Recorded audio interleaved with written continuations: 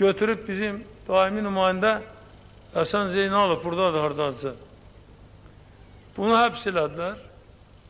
Apardılar, saldılar o MVD'nin həbsxanasına. Mənə telefon etdilər, burada talaşdadılar. Bunda 2-3 tane işçisi vardı, onlar da yazdıklar, cavan qızlardı.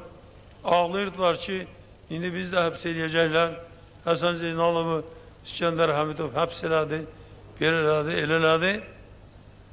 Ancaq bir-iki günə bunların da biz öhdəsindən gəldik.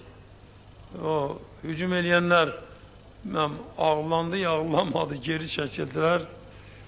Həsən Zeynalovu da həbsdən buraxdılar. Həbsxananın ləzzətini gördü bir. Sonra da ki, mən gəldim Bakıya. Doğrusu deyə bilmənəm ki, mən Bakıya gələndən sonra bu nümayəndəliyin işinin yaxşılaşmasına kömək etmişəm. Deyə bilmənəm. Sadəcə mənim burada olmağım bunların işinə kömək edibdir.